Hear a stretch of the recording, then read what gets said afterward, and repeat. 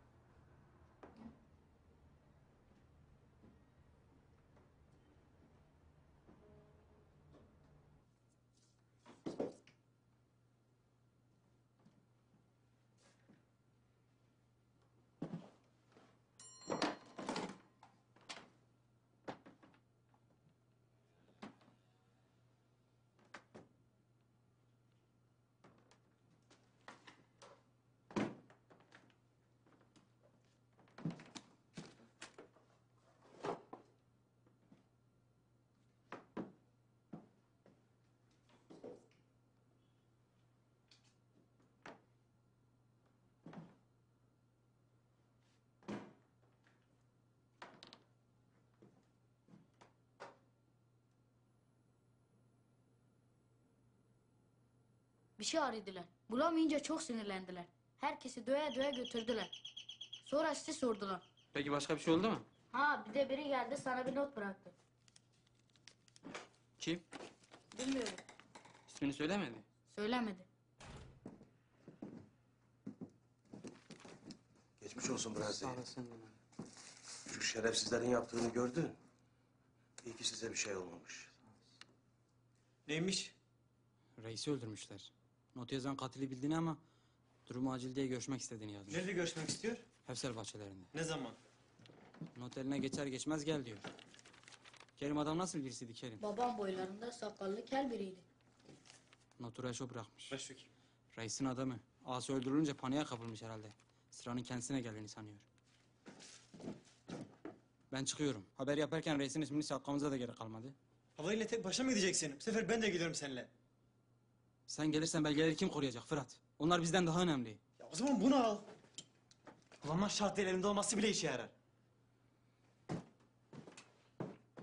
Belgeleri iyi bir yere zulalamayı unutma ha. Tamam.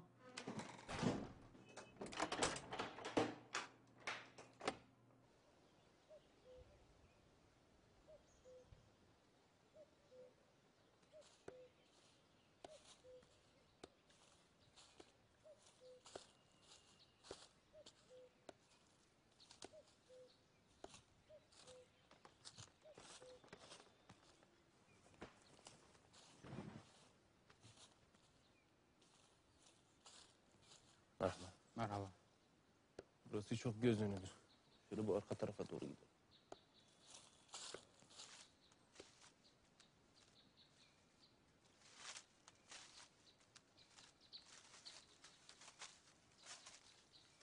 Reisi kim öldürdü? Ya bir dur bir soluklan anlatacağım. Hadi gel merak etme.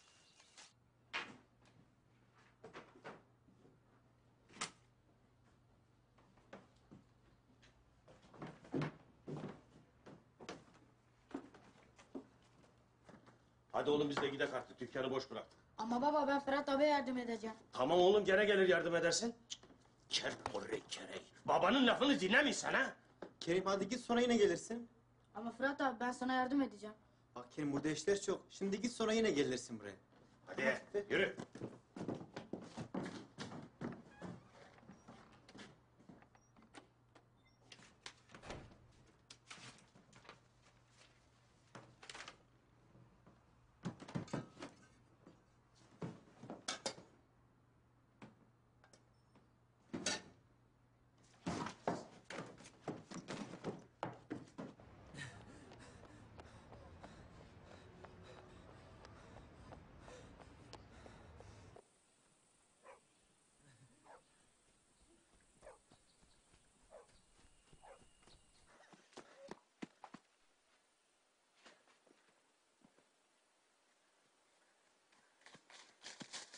Arişat tuzak!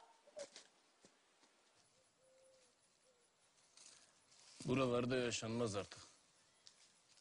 Kim kimi niye öldürdüğü belli değil.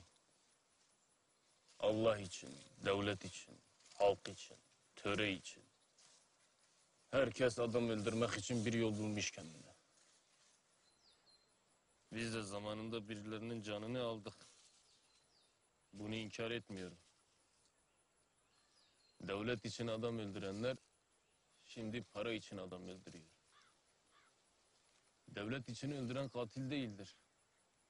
Ama para için adam öldürürsen o başka. Bir kere katil oldun mu artık seni kimse tutamaz.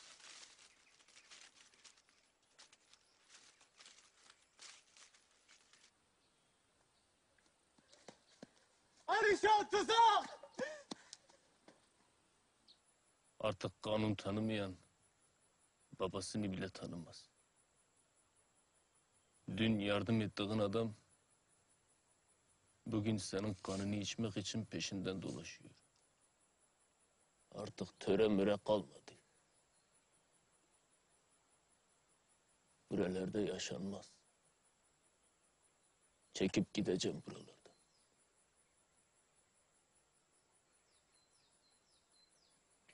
Doğru diyorsun da reisi kim öldürdü?